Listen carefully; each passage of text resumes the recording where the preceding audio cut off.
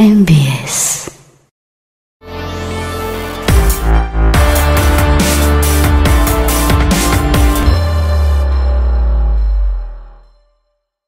Faly miarabantsika ny tokantrano manaraka ny fandaharana zosia andraikitry ny olom-pirenena eto fahita lavitry ny MBS ny tenako. Apatsevina aminao mandrakariva fa ny fandaharana dia manome tantsorika ary manara-maso akaiky ireo tranga izay ampiny na raisiny an-tanana. Mahakasika izay indrindra ary ny lohahevitra hoentina aminao androany dia ny raharaha teo Anosizato Atsinanana izay efa nentina taminao ray volana lasa izay ary mba ahafahanao mahafantatra hoe aiza ho aiza ny fivoaran'izany toetra zany dia indro hoentiny eto aminao indray ny zava-nitranga mahakasika izany ady tany teo Anosizato Atsinanana izany.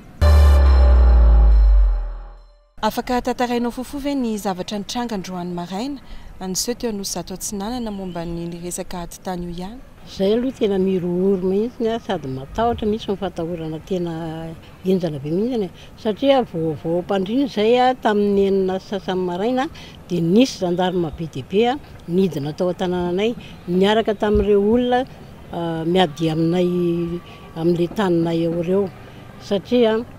tonga ry zareo dia amefy tsisy fanontaniana, tsisy resaka, tsisy ninona fa tonga dia amefy an'ilay taninay ka zay ny tena nampatahotra anay ary fandrahorana hoe ampigadra mihitsy ny nataony dia zay ny sakana an'ilay taninay satria anananay taratasy ara-dalàna tsara sy mazava tsara ilay tany dia efa mambolana maro zay reo olon'ireo taloha nitondra polisy be dia be ny netiny dia zao indray gendarme ny netiny zareo fa tena zany ny tena hijaliana hitanteraka mihitsy zao ny fomba nidirany tao. Nisy tamboho zany avy aty Atsinanana dia tao nikorobany zareo dia tao izy namoaka hazo sy mpiasa be dia be amefy an'ilay tany dia nitondra motera hitsika an'ilay rano dia zay ny teny hoe ino ny tataonareo ajanona io dia zareo ny teny hoe tsy ilaina miteniteny fa migadra nareo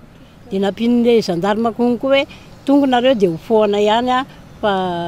nareo no misakasakanao hoe ambainareo mialanareo nefa tsy niala mihitsy zay fa niraranay hatramin'ny farany le izy dia efa tsy hitanay izay atao hoe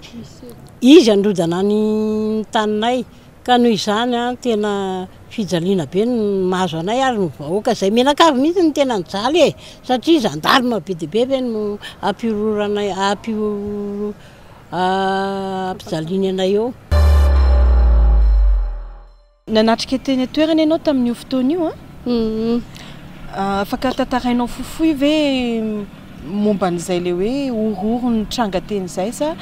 sy ny fanaovana tsindry azo lena tena manamafy ve no fa tena nisy tokoa izay zavatra izay araka ny lazain'ny mpandova anankiray teo aloha teo? Eny tompoko teny sady niatrika an'io vao foa maraina tokotokony amin'ny enina sasany maraina ny foa dia anisan'ny zaza mihitsy ny azon'ilay fandrahonana teo satria raha mba niteny hoe aiza amin'ny président Fokotany satria rehefa mivoaka ny zavatra araka ny teny izy rehefa hoe misy didy avoakana dia tokony mba hamoaka koa izy hoe telefona amin'ny président Fokotany hoe tokony hiatrika amin'io eo dia nefa ny président Fokotany efa niala maina hoe za tsy hiatrika an'io tsony efa nandefa taratasy izy hoe za tsy hiatrika an'io tsony dia nefa rehefa nanontaniako iny dia hoe fampiroronana tao ana hoe iza ny anarako alaina lista dolo ny olona zay mamaly resaka sy ny tariny eo zon'olombelona tompoko ny mamaly ary mametraka question fa tsy hoe manam-pahefanana hoe hoentina hangorohoro anay zahay kosa raha afahady fahamarinana efa tereniko eto manolo anay eto amin'ny aina manjery foana hoe raha mbola ady am-pahamarinana no hoentinay dia vonona zahay ady amin'ny fahamarinana dia manambola ara izy fa io tsisy zavatra tsy vitany marina ihany ny amin'ny farany satria aiza koa zahay ve dia raha manamiteny dia hoe robaina zahay gadraina zahay na ny antitra na ny tanora omby tsy hoe tsy natao hoe ao an'ny biby ny ana prison fa ho an'ny tanora na antitra na bevoka na inona tomby ana prison dolo dia hoe gendarme koa no entina angororana hoe aiza dolo ny lisany anaran'ireo olona reo dia na dia mpanao gazety no entinay zahay mba niantso mpanao gazety an-tanana hoe mba niangavy olona fa zahay tsy manambola zay fa hoe niangavy mpanao gazety dia nisy mpanao gazety tsara fo sy tsara saina ny tonga niantra anay teny naka nadihady nijery ary tena nahita marina hoe voaororo zay dia mbola izy koa tsy eno le izy fa zay na eno anazy hoe alaivinareo lista le sy io anaran'io mpanao gazety io nefa ny mpanao gazety manao ny asany mampanao gazety anazy dia tsy naheno moa le mpanao gazety sady tsy ny raharaha fa hoe ny asany no nataony dia eto aloha ny sorana manokana ny mpanao gazety dia tonga teny tamin'io maraina io tena misaotra anazy tongotra aman-tanana aloha ny zahay vahoaka iny ary mankasitraka anazy foana fa zay zany zava-misy amin'ny zavanitranga teny ohatran'izay hoe fampiororany mafy dia mafy aloha dia jereo fa ny vahoaka madinika eny ambany tanàna zahay araka ny teninjareo ambany tanàna fa zordura mitovy aminay fa na dia zany ara fahamarinana fa taninay iadivanay mandrakizay na dia ho faty ara na dia von'olona na dia fitapahana lalandra eo teo telo talohany efa misy tantara hoe ny razambenay teo dia bebenay teo efa elabe zay maty noho ny hatoforana amin'io tany io ihany. Inona ny etaeta sy ny fanirianao ambaranao amin'ny olona rehetra mijery antsika amin'izao fotoana izao manoloana ny zavatra nitranga sy zavatra tena hoe nieretanareo tao anatin'ity ady tantiara mbola ao anatintsika izao. Eny tompoko tsy verenako tsony angamba ny teny rehetra izay voalazan'le namako teo fa zahay zany eto dia manay miantso ny fitondram-panjakana mba anara-maso akaiky ny resaka ady tany ohatr'izao satria izahay dia raha tsy nisy fandaharana zon'olombelona zany izay isoranay enazy eto manokana zany satria izay tsy manana vola hoentina makatsy hoentina makaroa dia isoranay tanteraka zany aloha ny fandaharana zon'olombelona eto dia mbola manaitra amin'ny fitondram-panjakana hijery akaiky anay madinika satria sady mahatsiaro voambany zay no mahatsiaro tena hoe voailikilika mihitsy zany dia manaitra amin'ny fitondram-panjakana zany zay hijery akaiky anay amin'izao zavatra mahazo anay izao satria marina fa tena miady amin'ny manam-bola zay dia zay nefa tsy manana ninina entina iadivana azy aminazy satria vola vao miteny mangataka kokoa zany zay eto nidina ny fitondram-panjakana io fotony ampafantatra ny olona ny zo rehetra ny lalàna rehetra mikasika ny tsirairay avy zay hoetiny zotra amin'ny fiainany dia mba tsy isian'ny fifanambakana sy tsy isian'ny fifanambaniana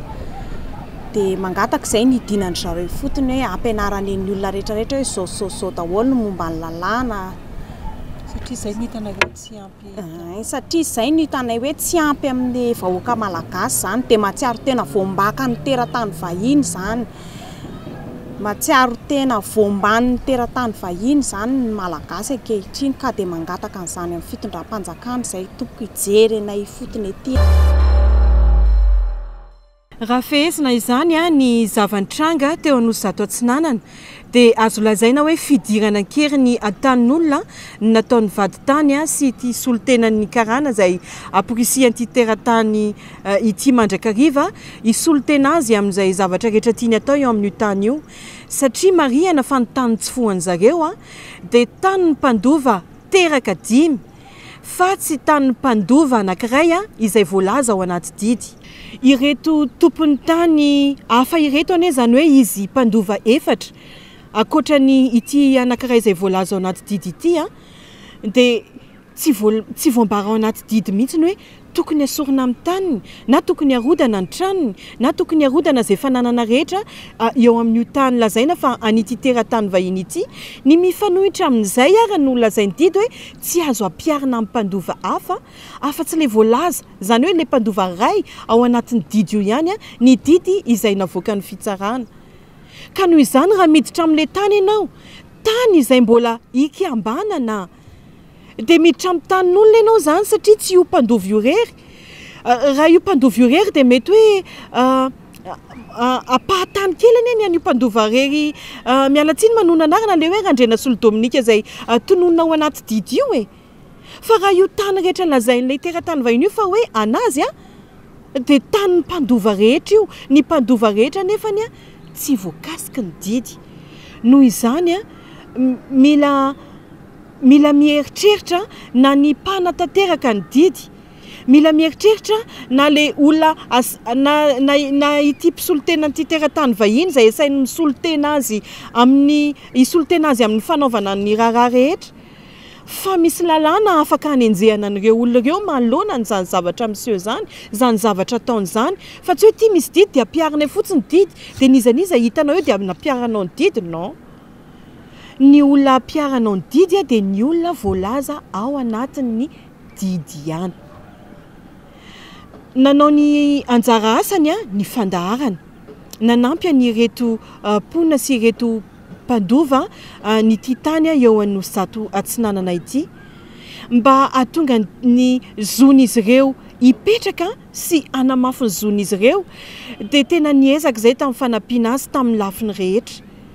fa kosa mamerimberina foana ny fandarana hoe tsy vitanay rery tsy vita ny mpiariny zon'olombelona rery raha nitranga miseho hoe fa nitsakitsahana zo etsieroa eto amin'ity firenena malalantsika ity fa manaitra sy tena manainga ny fitondram-panjakana manaitra ny fanjakana mihitsy izahay tena hijery akaiky ny momba n'izany hoe zo ny tsirairay izany eto amin'ny firenena malagasy dia manana zo tena manana zo mitovy ny olo-pirenena rehetra eto amin'ity firenentsika ity fa tsy misy hoe miverimberina foana moa satria matetika izany le hoe ambany tanàna nareo ambany tanàna dia fomba firesakareo tsy mety fa na ambany tanàna io na mety hoe ambony toerana na ino zo mitovy ihany zo ray ihany ny lalàna mifehy ny olona tsirairay avy iray ihany fa tsy misy hoe rehefa ambany tanàna dia hafa ny lalàna miatraika aminy hafa ny lalàna mpiarina aminy hafa ny fomba fiteny aminy hafa ny fomba fandraisana azy tsy azo ekeny izany ary tena dradradradrain'ny fandaharana mandrakariva mitovy zo ny olona rehetra ho ny lalàna dia aloha tena tanterahana izay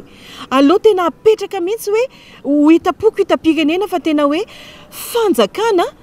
manaja ny zon'olombelona ity fanjakana eto amin'ity firenena misy atsika ity izay ny anairanay ny fanjakana malagasy ny tompona andraikitra tandrify rehetrarehetra hoe betsaka loatra ny olona mikaikaiky amin'izany hoe tsy fanajana ny zony tsirairay izany indrindrindra fa ireo olona sahirana matetika tena mikaikaiky amin'io tsy fanajana ny zony io mihitsy tena manainga anareo fanjakana matoa mbola betsaka ny olona na vondron'olona sa miseho ambony lalàna sa tena tsy matahotra mihitsy no hoe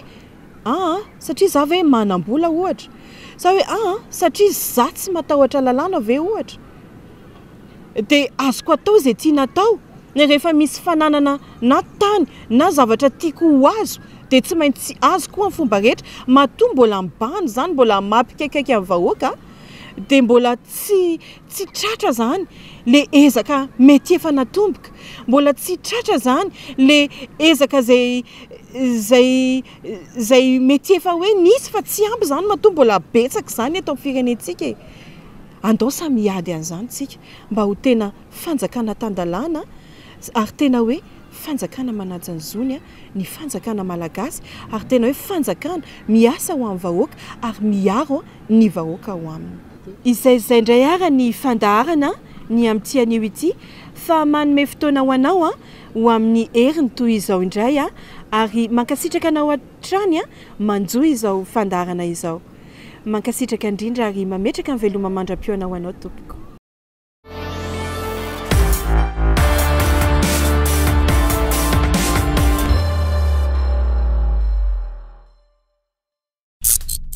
MBS